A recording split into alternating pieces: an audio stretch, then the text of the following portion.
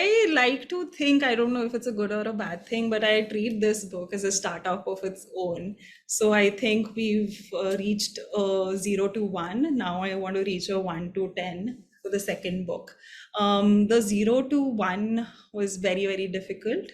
Um, you feel that writing would be the toughest part of it as a writer, but wait till you get to reaching out to the publishers. That's another Herculean task in itself.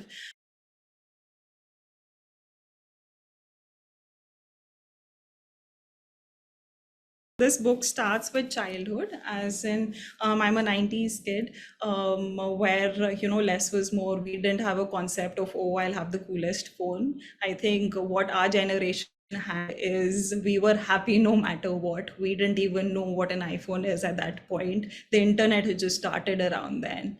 And we had a lot of resilience.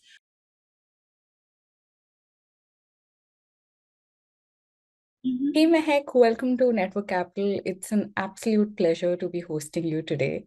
Although we typically start with introductions and backstories of why you do what we do, but today we'll make an exception and actually start with a poem. So over to you. I would love to hear which has been maybe the most favorite or memorable poem you've had while you worked on your book. Absolutely, Varya. I'm so glad to be here. Thank you so much for inviting me. This is a very special platform, because I do feel that we as peers need to, promote education in terms of what we have learned till date and how we can give it back to the society. So thank you so much for creating Network Capital. Really, really happy to be here. And I'm going to be reading a poem called Remembering Childhood from my book Failure to Make Round Rotis. And just a little context about this poem, it is my most favorite poem from the book because this was the first poem to ever get published in a national journal in India. And also, a little bit more context is that it is the journey of a woman from childhood to adulthood. So it runs a whole circle, and hope you like listening to this one. Just a trigger warning, it has themes of sexual violence. So this is Remembering Childhood. My father would nod at me only if I stood first in my class. Now, I should be the first of my friends to become a Mrs. I used to wander the toy store for hours till I found my perfect Barbie. But now, a Ken doll has been arranged for me. I should behave as he instructs. I worked until my eyes dried to be the lucky one at my job. But now we walk our 7 fair hours because the astrologer assured my new parents I would be auspicious. Even peeking at liquor was prohibited. Even peeking at liquor was prohibited. But now, on my wedding night, the wine bottle is thrust inside me. I should stain the sheets red. When I was 10, I asked my ma, "What do you dream about, ma?" She replied, "My child should be safe and happy. You are my everything." I had laughed then. But now, my daughter's dainty palms touch my chest. I can't fail my daughter. I can't fail my daughter. So, thank you so much. No, thank you for reciting that for us. It was really a thought-provoking poem, and I think that provides us the context of what we'll be discussing today in terms of themes, poetry, and just making sense of the world through poetry. But before that, let's start with understanding who you are, what prompted you to write poetry, and would a 10-year-old you have known that one day you would be writing poetry the way you are today? Absolutely not. So I come from a family where I come from a business and yet a conventional family where the onus has always been on, choosing choosing money slash money in case of passion, right? So I've always been brought up with the ethics that, you need to make yourself um, and earn for yourself and be independent, be it financially, be it emotionally. I always wanted to be a writer. I thought I'll have a startup, and by the age of 40, I'll have enough money, I'll wrap it up, or either have another CEO in place for there and start writing my novel.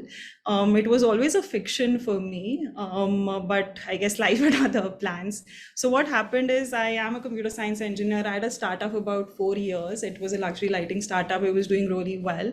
4 years in, I had a freak injury due to which I had to go on bed rest for about 6 months. Doctors were saying that I might never walk again, and something as frivolous as walking, or even you never take it for granted. I used to always take walking for granted till then, and I was like, oh, everybody walks, it's not a big deal.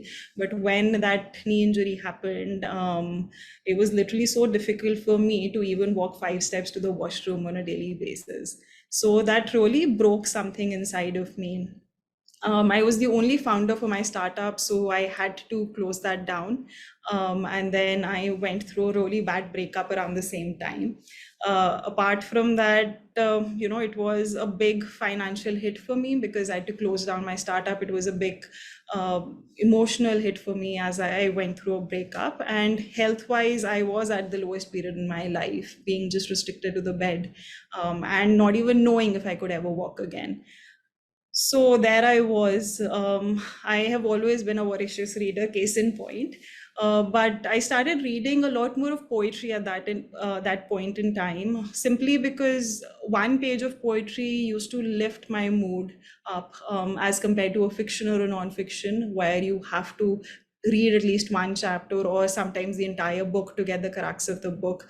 I feel just in one poem, it has the power to change your heart and soul and purify it.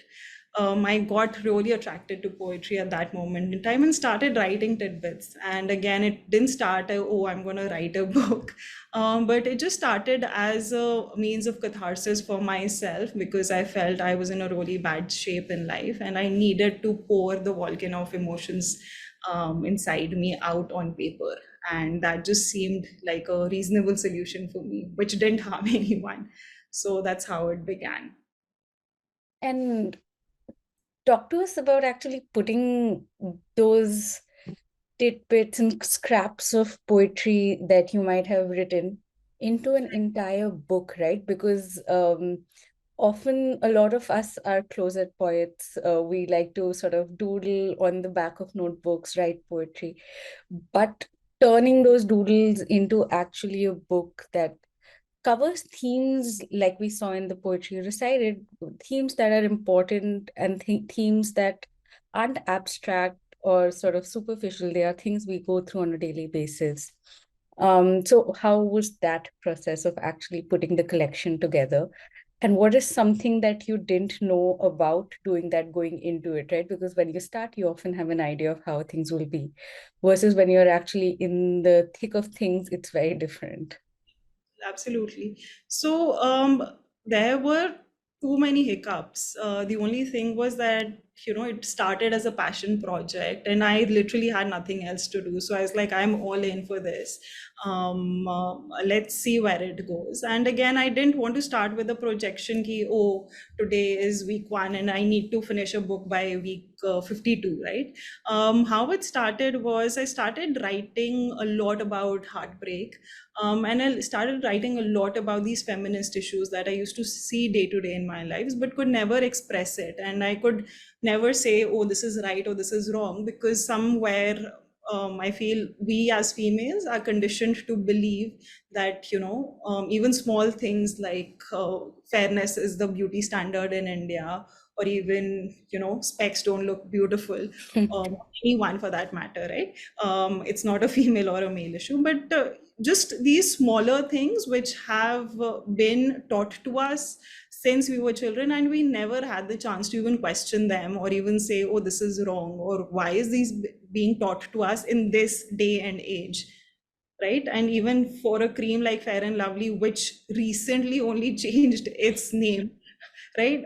It was just so frustrating to see that how do you not see the underlying details or the nuances that society just keeps carrying forward, which absolutely shouldn't be. So I started writing about two main issues. The first was arranged marriage, because while I was working on the startup, I did have a relationship, and still, my extended family used to always say that why not get married through the arranged route. That's how it's always been in our family, and that is how a good girl is defined per se. And just had that kind of pressure that, why do you have to abide by these good girl standards? Why can't you be your own person? And not even having the freedom to express these thoughts um, you know gave birth to these ideas and the book. Honestly, I feel that, writing a poem is as difficult as cooking around chapati. uh, so like I told you, I've been a voracious reader since forever, and I think the main ingredients here would be a lot different. It won't be a flour and a water. It will be reading. I think I, or any writer for that matter, cannot write until we read. So I started reading a lot of feminist fiction, non-fiction viewpoints, and how we have been trained to think certain things. Um, and That really helped me. It used to start with a simple concept again. For example, why an arranged marriage? Why do we have a kanyadan today, right? Literally means donation of daughter. But, I am not a thing, or you are not, all of us are not a thing as females, right? So how can somebody even donate us for that matter? And why these age-old concepts are still going on in this day and age? So even writing these 10 things down that I wanted to write about, researching more about them in terms of where did this come from, how did Indian matchmaking start, gave me a lot of confidence that, this needs to be in an easily digestible form for other people to read as well. I didn't want to write a whole 200, 300 page fiction book telling, yeah, these are the 10 problems with arranged marriage, and, this is why you shouldn't do it. And, this is the male responsibility. And in general, the arranged marriage system works on the concept that the male is supposed to be the breadwinner of the family, whereas the female, if she's working, awesome. If she's not, she still has to take care of the family, of the guy's family, of her family, and of the kids as well. And these things used to irritate me a lot while I was growing up, and then I thought, why not put things to paper. The final, I think, two ingredients, the tawa and the fire for this would be the discipline and the consistency. So once I got into writing, I used to write at least 10, 20 pages a day. And interestingly enough, I used to think that, let's say I've written these 5 beautiful lines and they'll form a poem. That does not happen ever, right? So generally, the poem that I just read out to you, it took me around 6 months to write, Wow. just the starting phase to the ending phase. And it was written over, I wrote about, just give or take about 50, 60 pages. And that gets condensed to the 2-page poem that you see in the book right now. And I think that is the magic, that even for a fiction or a non-fiction book, right, it does get condensed to those 200, 300, whatever pages, but then it starts with a much larger word count. And then, you see a path, you see how it's going to flow, and then one thing, leads to another. No, that makes sense. And when we look at the book, how did you decide the structure? How did you decide the themes? I know there were specific themes that you were particularly interested in, like marriage and arranged marriages.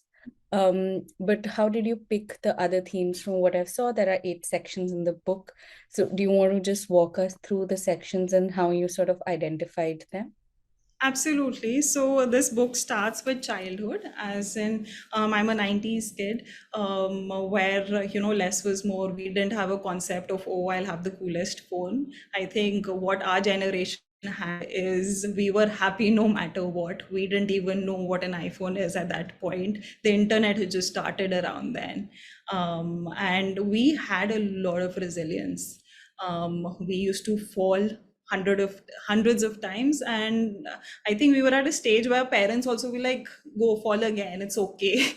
And then you have to get you have to get up yourself. There wasn't a lot of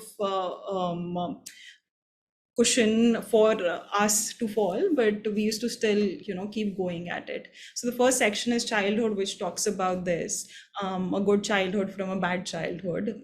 The second is about adulting, about how we generally, when we become an adult, we move away from how our parents think and we develop our own mindset going forward. There's a very interesting poem in adulting, which is called The Startup. It is one of the longest poems in the book, which covers how I started the startup, how I kept it going, and so on. The next two themes are heartbreak and love. And heartbreak covers just heartbreak from, a date not showing up, heartbreak from a long-term relationship, heartbreak from, liking someone, but they not liking you back. And love talks about just the general vulnerability you feel when you find that kind of love that you've always looked for in life. You keep doubting yourself and keep thinking that you're not enough and you do not deserve this. The next two sections are again yin and yangs, which is self-love and self-hate. So just talking about the negative feelings like guilt, fear, loneliness, and then converting them to a peace, more positivity, and conquering those feelings. The last sections are arranged marriage. And again, I talk about arranged marriage from the perspective of the Indian matchmaker, the Panditji involved in the entire process, the Kundlis, Kanyadan, like I told you. What is the process of arranged marriage? That love is not a prerequisite for arranged marriage.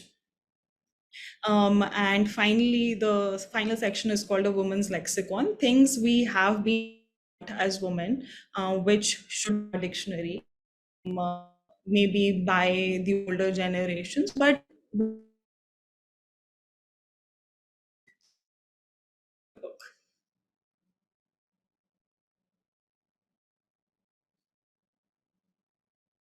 Sorry, I think my internet's being a little spotty, but I got the last of what you said. Sorry. Um, Talk to us about the kind of feedback you've gotten on the book. Before we actually started recording, we were discussing that, especially with things like poetry and on themes like gender, I think people have a very personal response, right? And it's rarely rational. It's very, very subjective to the experience you've had. With your poetry and the poems you've put out, what is the spectrum of response and reactions that you've received, and how do you sort of process it? I think it's been overwhelming, I would say, in both directions. I'll start with the bad first. So, when I knew the book was coming out, that was June starting, and it released in July mid ish somewhere. And I started a series called Failure to Make Round Rotis, but Success at. And it could be as simple as, I got a PhD, I wrote a book and got it published. And I started a new series. Wanting people, whether it be male or female, to come forward to complete this sentence. And just the kind of hate and trolling that I faced was unreal. I mean, people literally DM'd me with, these are the kind of girls who get a divorce. The दोबारा आ गए feminist लोग ये देख लो. Or even something as stupid as you know uh, this is the kind of people I never want to marry in my life, or just very, very negative, abusive comments, and then again, actually literal abuses as well. That, if you can't cook rotis in your life, and there were several comments like this, what are you going to do? And it is so shocking to me that even today, right, we live in this day and age where we have a Kiran Mazumdar Shah, we have an Indranu, we have so many powerful women to look up to, and the worth of a woman is still defined by the roundness of her rotis. Having said that, the response for the book and the positivity for the book has also been overwhelming. There were a lot of people, women and men, who came up to me and said, this literally changed my life, because these are the things that we go to on a day-to-day basis, but never felt that there's anything wrong with that. And finally, when I did read your book, I realize that this thing needs to stop. We need to have a chat with our family, with our extended family, with our elders, that this is how it's going to be, and I need more agency in my life. So that really warms my heart. No, I'm sure as an author, it's a very special feeling. I think both ends of the spectrum. Um, Talk to us about thinking about what next. I mean, you went from startups and in the world of tech and finance to, and actually luxury as well, to writing. Right. Um, what do you see yourself? What is the next big project that you see yourself embarking upon? So it's a very funny story, actually. I was working on a startup as a sales director. We had Series B funding, and as soon as I got the contract from Juggernaut, which is one of India's most leading publishing houses, right? I went to the CEO, who was my manager, and I talked to her and I said, this is happening, and like, how can we do this? And because I really did love my job as well, but this is something that took about 2 years in writing, and then again 2 years to find the right publisher, right? So I sat down with her and explained, and she said, "You know what, Mehak, you really need to go out and live your dreams." So literally, the day I got a contract from Juggernaut, I actually put in the papers to leave my job, and 1 month down the line, I was completely working on this, and it's been about 3 months now. I will keep working on the book. Already have written about 30-40 poems for the next book, which should be out next year. That's very exciting. Um, Tell us about we discussed a little bit on writing styles. You also mentioned about having feminist influences. The interesting thing about being an author is that no one can really train you for it, right? Author, poet, whatever. Like you can read, you can learn all the skills and techniques, you can learn the rhythmic patterns. That said, when it actually comes down to writing, you're sort of left by yourself and have to figure it out on your own. So talk to us about actually that process of teaching yourself how to become a better poet.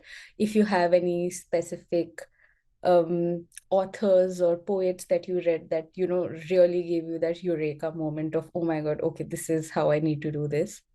And another sort of added context to it is now that you've already published one book or one collection of poems, do you think you're better when you're attempting the second collection of I poems? lost you there, sorry. In the last sentence only. Yeah, I was saying that now that you've already gone through this process once and published one collection of poems, do you think you're slightly better when you're attempting the second collection? Or is it back to zero and starting from scratch again?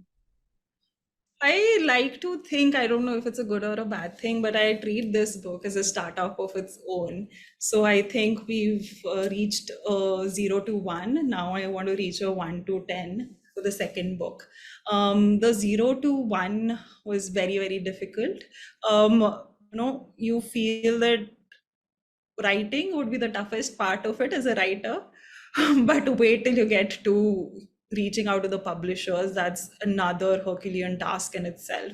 So even for the process of writing, I reached out to as many people as I could, the top poets in India, for mentorship. I strongly believe that without the right mentorship, without the right guidance, without the right people, let's say even if you want to write a poetry or a fiction or a non-fiction, without the right guidance, it is impossible to write.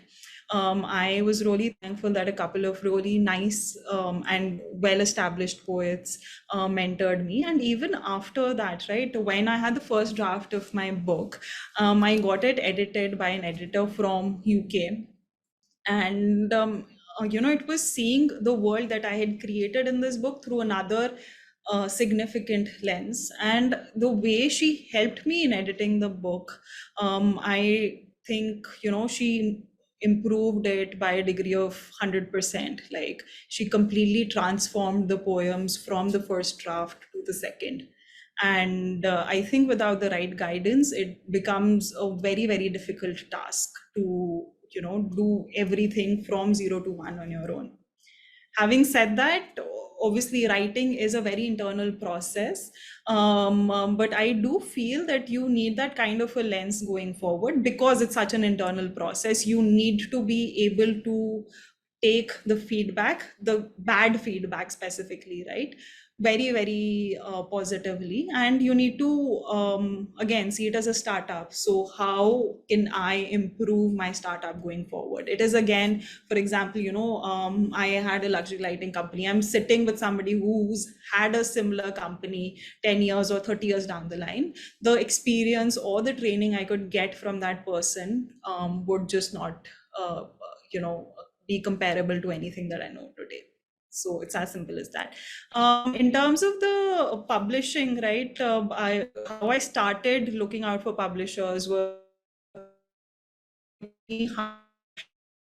editing editors and even literary agents in India, and reached out to every single one of them, and 90% of them even reply back.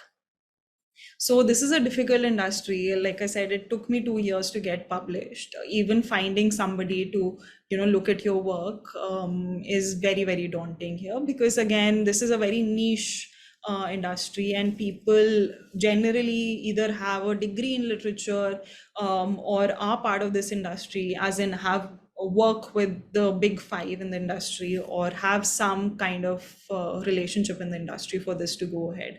I think I got extremely lucky that my book came out the way it did. No, absolutely. I think what you mentioned is spot on. The last section is actually a little bit of advice. So on Network Capital, we help people build interesting and adventurous careers. And often those careers involve people doing multiple things, right? I know you're in the time and space right now where you're giving as much attention as you can to your work and writing. But in the future, do you see yourself doing multiple things? Do you see yourself maybe a year or so going back to startups? So essentially, what I'm trying to get at is that how do you sort of negotiate with the multiple interests you have and learn to prioritize what to do when in your professional journey? I think I read a really nice article of Utkarsh on the Harvard Business Review about this as well. I think it's just once you feel that when I started writing, like I told you, I didn't think that I'll, create a book. This was more kind of a self-help for me. And once it became a book, still I didn't think that I'll ever get a publisher. 2 months, 6 months into it, I always kept wanting to quit, and like, I'll just get it self-published, distribute it to my friends and family, and get it over with, right? One of those things. I think you do need some sort of validation, even as a startup, even as anything that you want to do, right? That you are on the right path. And in this case, the validation was provided by the publishers. In my startup case, the validation was provided by the market that I was dealing with. There was a lot of demand and the supply was less, right? So what I'm trying to say is that, once you reach a point in your startup journey where you feel that you have put in enough work, and that work can survive, right? And it can add value to the society as well. That is when I think you should take a step back and analyze what you actually want to do in life.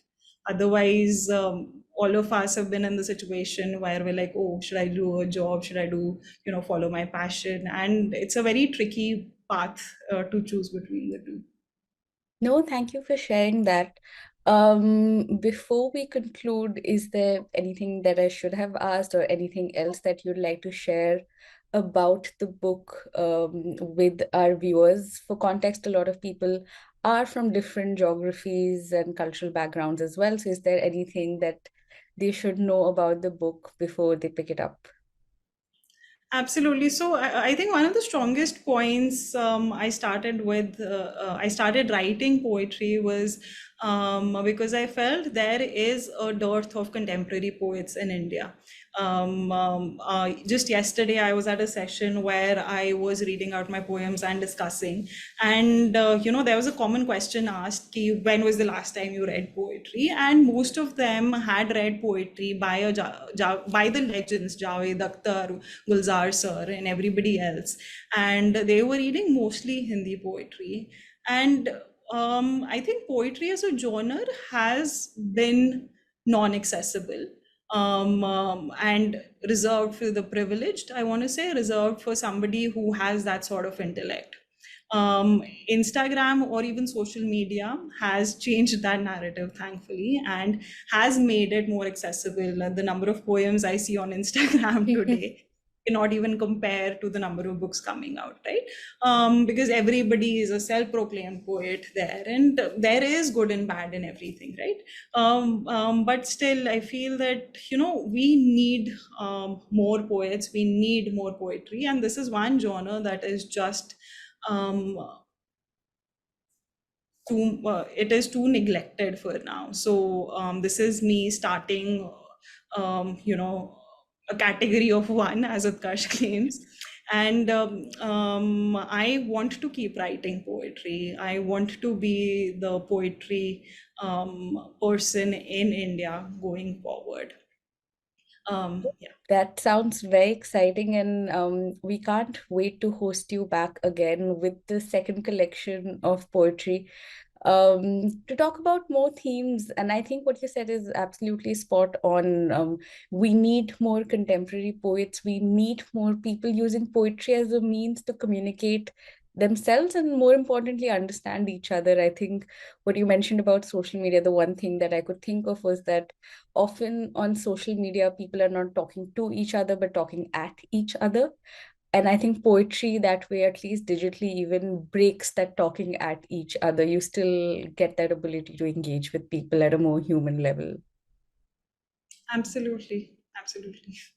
Great. Thank you so much for your time, Mehak, and hope to see you soon. Absolutely. Thank you so much.